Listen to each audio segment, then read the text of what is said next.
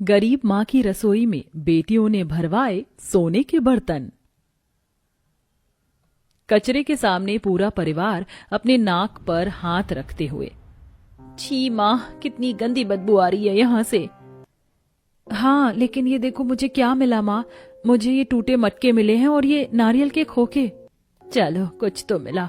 अब इन टूटे मटकों को अच्छे से साफ करके इस पर खाना बना लेंगे और ये नारियल के खोखे को साफ करके इसमें पानी या चाय पिया करेंगे। आखिर ये कैसा परिवार है जो लोगों की फेंकी हुई कचरे को हाथ में लेकर इतना खुश हो रहा था और ये इस गंदे नारियल के खोखे में पानी पीने तक की बात कर रहे हैं। आखिर ये लोग कैसे हालात से गुजर रहे हैं, आइए इनकी इस बद से बदतर जिंदगी के होने के पीछे का कारण जानते हैं।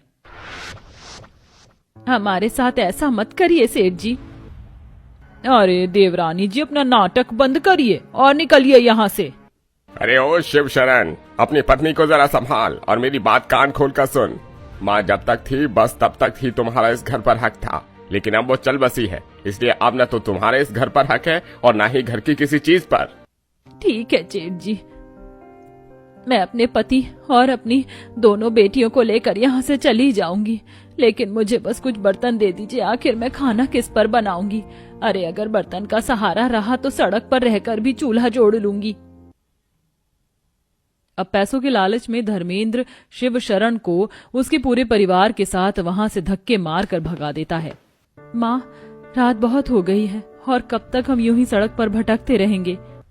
ऐसे ही मत हारो निधि, यहीं पास में बहुत बड़ा जंगल है जहाँ बहुत सारी सूखी लकड़ियाँ ऐसे ही गिरी रहती हैं, कुछ फूस भी ऐसे ही पड़े रहते हैं। तो चलो चलते हैं, वहां से उनको लाकर अपनी एक छोटी सी झोपड़ी तैयार करते हैं। अब कनिका के कहने पर सारा परिवार जंगल की तरफ जाता है जहाँ बहुत सारी सूखी लकड़ियाँ फूस गिरे हुए होते हैं, जिन्हें समेट कर वो लोग लेकर आते हैं और अपने रहने लायक एक झोपड़ी तैयार करते हैं। देखिए निधि के पापा, हम लोगों ने कितनी सुंदर झोपड़ी बनाकर तैयार कर ली, बस खाने के लिए थोड़े बर्तन मिल जाते तो ठीक रहता।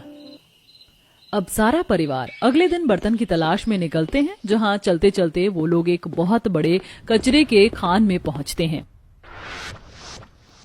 माँ देखिए, आपको बर्तन चाहिए थे ना, मुझे यहाँ इस कचरे में ये कुछ टूटे हुए मटके और सूखे नारियल के खोखे मिले हैं।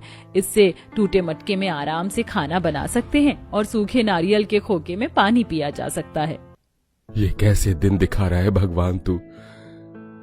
लोगों के फेंके हुए कचरे, गंदे कचरे से हमें बर्तन बनाना पड़ रहा है। ऐसे हिम्मत मत हारिए निधि के पापा, हर दिन हालात एक जैसे नहीं रहते। भगवान के घर पर हमारा भी एक दिन न्याय होगा। अब पूरा परिवार कूड़ा बीन कर अपनी झोपड़ी में आता है, जहाँ सरिता मिट्टी से एक चूल्हा तैयार करती है। खाना बनाने के लिए तो घर में अनाज ही नहीं है। कोई बात नहीं सरिता, खाना नहीं है तो क्या हुआ, पानी तो है ना। तुम इस सूखे नारियल के खोखे से एक एक खोखा पानी ही हम सबको पिला दो।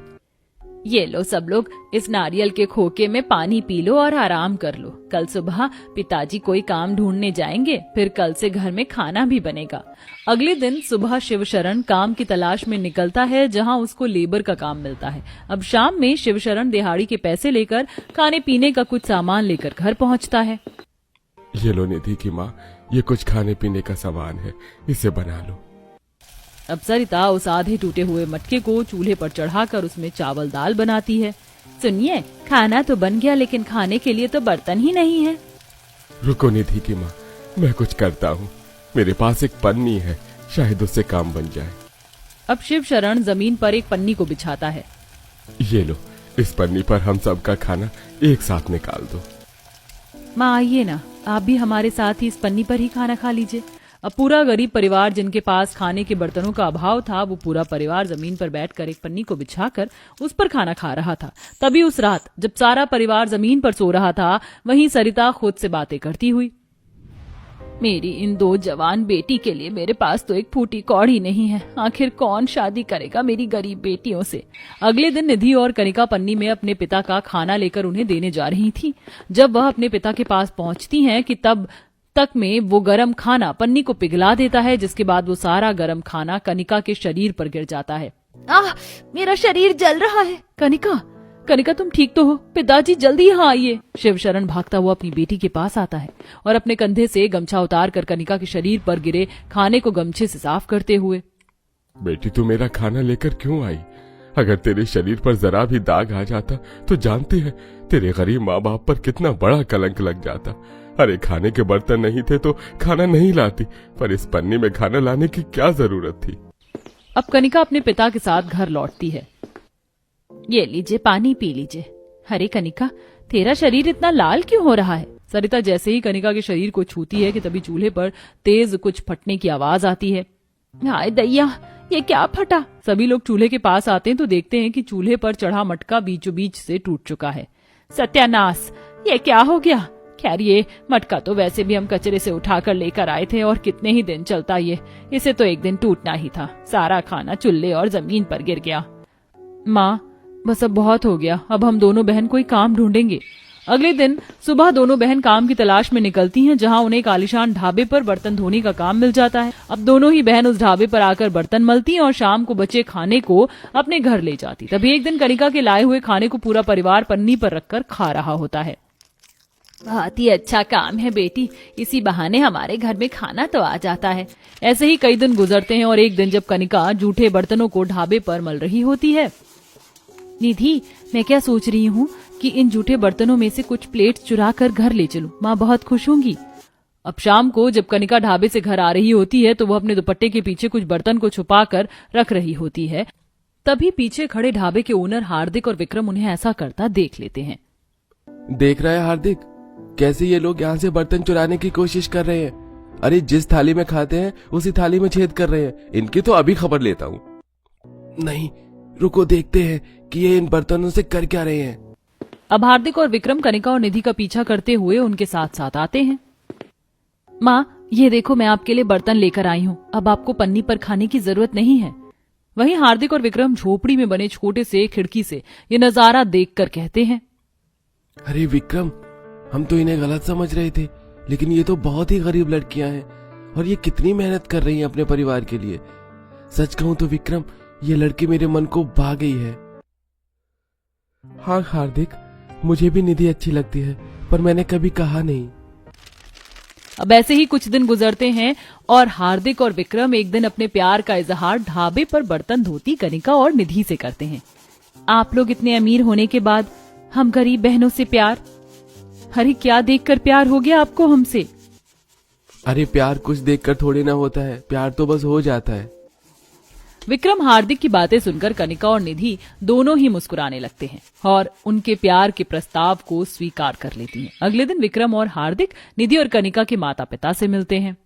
अरे मैं तो इसे भगवान का चमत्कार ही समझता हूँ, जो मेरी गरीब बेटियों को अपने और आपके परिवार वालों ने पसंद किया। अब विक्रम और हार्दिक कनिका और निधि से शादी करते हैं, जिसके बाद दोनों ही बहन अपने आलीशान ससुराल में आती हैं। आओ बहू, घर के अंदर आओ, इसे अपना ही घर समझो। हे भगवान, कितना आलीशान घर है और यहाँ तो सभी चीज सोने की है। अगले दिन सुबह दोनों ही बहन अपने ससुराल की रसोई में आती हैं तो वो देखती हैं कि वहाँ पर ढेर सारे सोने के बर्तन चमचमा रहे होते हैं। हमारे आलीशान ससुराल में तो कनिका सारे बर्तन सोने के हैं और ये बर्तन कितने चमचमा रहे हैं। हम लोगों को तो सोने के बर्तन नसीब हो गए, पर मेरा तो सपना सपना ही रह गया, माँ को अच्छे बर्तन देने का। तभी कनिका और निधि की बातें सुनते हुए उसके ससुराल वाले रसोई के अंदर आते हैं। अरे तुम चिंता क्यों करती हो कनिका? अगर तुम मेरी धर्मपत्नी हो तो वो भी मेरी माँ है, इसीलिए तुम कल ही अपने हाथों से ढेर सारे सोने के बर्तन अपनी गरीब माँ के घर लेकर जाओगी। अगले दिन सरिता के घर में कुछ नौकर अपने हाथों में सोने के बर्तन लेकर उसकी रसोई में घुस रहे होते हैं। अरे आप लोग कौन हैं और ये सोने के बर्तन मुझे गरीब की रसोई में लेकर क्यों आ रहे हैं? ये सोने के बर्तन आपकी बिटिया रानी कनिका और निधि ने भिजवाए हैं। तभी सरिता और शिवशरण घर के बाहर आते हैं, जहां वो देखते हैं कि ढेर सारे सोने के बर्तन रखे हुए हैं। माँ, बर्तन कैसे हैं? आपको पसंद आए ना? अरे पसंद क्यों नहीं आएंगे, आखिर मेरी बेटियों ने अपनी गरीब माँ की रसोई में सोने के बर्तन भरवाए हैं। तभी आस पड़ोस के लोग सोने के बर्तन को देखकर कहते हैं, देखो सरला, कैसे गरीब माँ की रसोई में बेटियों ने सोने के बर्तन भरवाए हैं। माँ, आज भी तुमने ये घास फूस बना दिया। आप मुझे हमेशा यही रोटी और हरी सब्जी खिलाती रहती हो, मुझे नहीं खाना आज ये खाना। इतना बोलकर गोलू नाराज होकर वहां से चला जाता है और जब वो घर के बाहर जाता है तो देखता है कि उसके घर के बाहर एक गाड़ी से एक अमीर फैमिली उतर रही है और उसी गाड़ी में से एक और बच्चा उतरता है जिसके हाथ में KFC बॉक्स होता है। ये देख गोलू अंदर आता है और अपनी माँ से कहता है, माँ जल्दी से बाहर चलो और देखो कौन आया है और मुझे क्या खाना है, मैं आपको वो भी दिखाऊंगा। इस तरह गोलू जबरदस्ती अपनी माँ को बाहर ले जाता है जहाँ पूजा देखती है कि उसके सामने वाले घर में कोई नहीं बल्कि उसकी दोस्त ही पड़ोसन बनकर आई है। अपनी दोस्त और उसके बच्चे को KFC खाता देख वो जल्दी से अंदर आ जाती है। अच्छा हुआ जो मेरी दोस्त ने मुझे नहीं देखा, अगर उसने मुझे देख लिया होता तो वो क्या सोचती मेरे बारे में। माँ क्या हुआ, तुम ऐसे अंदर क्यों आ गई? मुझे भी KFC खाना है, तुमने देखा ना KFC क्या होता है। गोलू अपनी माँ को KFC के लिए परेशान कर ही रहा होता है कि तभी वहाँ पूरा परिवार पालक, मेथी, मटर जैसी हरी सब्जियां टोकरी में भर कर ले आता है और पूजा को परेशान देख उससे बोलते हैं, क्या हुआ बहू, तू इतनी परेशान नजर क्यों आ रही है? कुछ नहीं माँ जी, आप तो जानती है ना गोलू ने मुझे कितना परेशान कर रखा है KFC के लिए। अपनी एक नई पड़ोसन आई है, उसके बच्चे को KFC खाता देख अब मुझसे भी KFC खाने की जिद कर रहा है। दादी मैं कभी किसको परेशान नहीं करूंगा, बस एक बार की KFC खिला दो। गोलू KFC तो मेरा भी बहुत मन करता है खाने का, पर हम गरीब की किस्मत में यही हरी सब्जी रोटी लिखी है खानी। उदास काजल इतना बोलकर चुप हो जाती है और पूरा परिवार वही रोटी और हरी सब्जी खाता है। इसी तरह 2 दिन बीत जाते हैं और पूजा की दोस्त दिशा KFC ऑर्डर करती है और जब उसके घर KFC का ऑर्डर आता है तो आसपास के लोग उससे कहते हैं, अरे बहन जब से आई हो हम रोज देख रहे तुम KFC खाती हो। ऐसा नहीं है बहन, यह KFC तो मेरे बेटे को पसंद है, वही नहीं मानता है। भाभी वैसे हमारी जो नई पड़ोसन आई है बहुत अच्छी है, मैं तो कहती हूँ कि आप भी एक बार मिल लो। काजल पड़ोस की ही तो है, आज नहीं तो कल मिल लूंगी। क्या माँ आज भी तुमने ये हरी सब्जी बना दी और बुआ तुम भी वही खा रही हो? देखो ना आज फिर राजू KFC खा रहा है, मुझे भी KFC खाना है। बेटा आज घर में जो रोटी और घिया की सब्जी बनी वही खा ले, KFC हम तुझे फिर कभी खिला देंगे। आप बस मुझसे झूठ कहते हो, बुआ आपको तो KFC खानी है, चलो ना बाहर से KFC लेकर आते हैं। हाँ गोलू मुझे भी KFC खानी, पर आज मेरा पेट भरा हुआ है, हम कल चलेंगे। बड़ी मुश्किलों से काजल गोलू को मनाती और इसी तरह 2 दिन बीत जाते हैं। बहू आज मेरे पैरों में बहुत दर्द हो रहा है, आज तू खेत जाकर रवि और अपने ससुर जी को खाना दिया। हाँ माँ जी मैं बस अभी जाती हूँ। इतना बोलकर जैसे ही पूजा खाना पैक करके गोलू के साथ घर के बाहर जाती है वो देखती है कि दरवाजे पर राजू दिशा को KFC के लिए परेशान कर रहा है। माँ मुझे KFC खानी, मेरे साथ बाजार चलो। हे भगवान, घर के बाहर तो मेरी दोस्त, और अगर उसने मुझे देख लिया तो। अपने दोस्त को देख पूजा अपनी दोस्त की तरफ पीट कर घूम जाती है और अपने बेटे के हाथों में खाना देती हुई उससे कहती है, बेटा मुझे कुछ काम याद आ गया और दादी की भी तबीयत ठीक नहीं है, इसलिए ये तुम खाना लेकर खेत पर चले जाओ। माँ अगर मैं आपका काम करूंगा तो आप मुझे KFC खिलाओगे ना, राजू की माँ की तरह? हाँ बेटा जाओ। इस तरह पूजा अपने बेटे के हाथ से खाना भिजवा देती है और खुद घर में आ जाती है। अब ऐसे ही एक दिन जब पूजा घर के बाहर जाकर तार पर कपड़े उतारने लगती है तभी वो देखती है कि दिशा अपने बेटे के साथ KFC लेकर आ रही है और एक बार फिर दिशा को देख पूजा जल्दी से सारे कपड़े अंदर ले आती है और ये सब दिशा देख लेती है। बड़ी अजीब औरत है, मुझे देखकर हमेशा भाग क्यों जाती है। माँ देखो गोलू घर के बाहर बैठे, मैं आज गोलू के साथ खाऊंगा KFC। इतना बोलकर राजू अपना KFC लेकर गोलू के पास आ जाता है और पहली बार गोलू KFC खाता है और ये सब कुछ रवि देख लेता है। गोलू ये सब क्या है, हम तुम्हें KFC नहीं खिला सकते तो तू KFC अब मांग कर खाने लगा। अरे नहीं भाई साहब, उसने मांगा नहीं है, मेरे बेटे ने अपनी मर्जी से दिया है। दोनों बच्चे दोस्त हैं, उसे डांटिए मत। घर के अंदर बैठी काजल और आशा जब से बाहर से आ रही आवाज सुनती हैं तो आशा अपनी बहू से कहती है, बहू मुझसे तो उठा ही नहीं जा रहा, एक बार देख कर तो आ क्या हो रहा है। काजल मैं सब्जियां काट रही हूँ, तुम बाहर जाकर देख लो।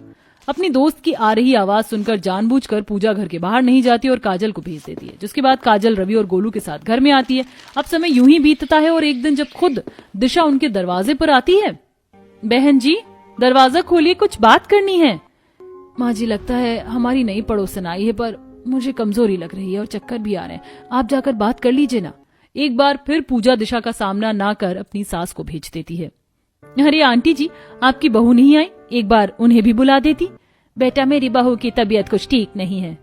चलिए कोई बात नहीं, आज शाम को मेरे बेटे का जन्मदिन है और उसे KFC बहुत पसंद है, तो मैंने अपने घर पर बच्चों के लिए एक छोटी सी KFC की पार्टी रखी है, आप गोलू को भी भेज देना। इतना बोलकर दिशा वहां से चली जाती है और शाम को गोलू राजू के घर जाता है जहाँ KFC की पार्टी होती है। अब कुछ KFC खाकर गोलू घर में KFC लेकर आता है और अपनी बुआ को देते हुए कहता है, जो सबके साथ बैठकर साग और रोटी खा रही थी, आज मैं आपके लिए KFC लेकर आया हूँ। मेरा दोस्त बहुत अमीर है, आज उसने दूसरी बार मुझे KFC खिलाई है। वो तो रोज खाता है और हम यहाँ ये पालक मटर जैसी हरी सब्जी खाते हैं। ये तो बहुत अच्छी बात है, काश कि मेरा भी ऐसा कोई अमीर दोस्त होता। लो भाभी, तुम ही खाओ ये हरी हरी गोभी मटर, आज तो मैं KFC खाकर पेट भरूंगी। अपने बेटे और नंद की बातें सुनकर पूजा दुखी हो जाती है और इसी तरह सब घर में बनी गोभी मटर रोटी खाकर सो जाते हैं। ऐसे ही कुछ दिन बीत जाते हैं और एक दिन जब पूजा अपनी सास के साथ बाजार जा रही होती है तो वो घर से निकलती घूंघट कर लेती है और ये देख आशा हैरान रह जाती है। अरे बहू, तू तो घूंघट कभी नहीं करती थी, फिर तूने आज घर से बाहर निकलती घूंघट क्यों कर लिया? माँ जी, बड़ी धूप लग रही है और देखिए ना हवा कितनी तेज है, सारी धूल आंखों में जा रही है। आखिर ये औरत ऐसा क्यों करती है? अब तो मुझे इसका चेहरा देखना है, आखिर ये मुझे देखकर घूंघट क्यों कर लेती है? आखिर ये है कौन जो मुझसे छुप रही है? दिशा को आए 3 महीने हो चुके थे पर अब तक उसने अपनी पड़ोसन का चेहरा नहीं देखा था और अब दिशा पूजा की इन हरकतों को नोटिस करने लगती है। इसी तरह एक दिन जब पूजा अपने बेटे को लेने स्कूल जा रही होती है तो जानबूझकर दिशा अपना पालतू कुत्ता घर के बाहर छोड़ देती है और उसका कुत्ता बाहर घूंघट में झाड़ू लगा रही पूजा की साड़ी खींचने लगता है। ये देख पूजा डर जाती है और खुद ही पल्लू हटाकर कुत्ते को भगाने लगती है और तभी वहां दिशा आ जाती है और अपनी दोस्त से कहती है, तो इस घूंघट के पीछे तू निकली पूजा? पर पूजा, तू मुझसे छुप क्यों रही थी? और तेरी शादी तो मेरी तरह अमीर घर में हुई थी, फिर तू इतने छोटे से घर में कैसे आ गई? मैं जानती थी तुम मुझसे ऐसे ही सवाल करोगी पर मैं डरती थी कहीं तू मेरी गरीबी का मजाक ना बनाए, बस इसलिए तुमसे छुप रही थी। मेरी शादी एक अच्छे घर में होने वाली थी पर उन्होंने रिश्ता तोड़ दिया और बदनामी के चलते मेरे माता पिता ने इस घर में मेरी शादी कर दी। मेरा परिवार काफी गरीब है, अगर हमारी खुद की हरी सब्जियों की खेती ना हो तो शायद हम खाने के लिए भी मोहताज हो जाएं। पूजा, तेरे साथ इतना सब कुछ हो गया और तूने मुझे बताया भी नहीं। क्या हम दोस्त नहीं? मैं करूंगी तेरी मदद, पर उससे पहले हम आज बहुत दिनों बाद मिले हैं तो पहले की तरह एक साथ KFC खाएंगे और पुरानी यादों को ताजा करेंगे। तू जानती है मैं जब से तुझसे अलग हुई मैंने KFC खाना ही छोड़ दिया है, पर अब हम सालों बाद मिले हैं तो आज न सिर्फ हम दोनों दोस्त बल्कि हमारे बच्चे भी एक साथ KFC खाएंगे और ये मेरी तरफ से एक छोटी सी पार्टी है, मना मत करना। इस तरह उस दिन दोनों दोस्त मिल जाती हैं और दिशा सभी के लिए KFC मंगवाती है, जहां पूजा ना सिर्फ अपने पूरे परिवार के साथ बल्कि अपनी दोस्त के साथ बैठकर काफी दिनों बाद KFC खाती है। और कुछ दिनों बाद दिशा की ही कंपनी में रवि की छोटी सी नौकरी लग जाती है और खेती का काम आशा, ससुर जी और काजल संभालने लगती हैं। इस तरह उनके आर्थिक स्थिति धीरे धीरे सुधरने लगती है और अब वह लोग हर अच्छे मौके पर KFC खाकर अपने दिन को एंजॉय करते हैं।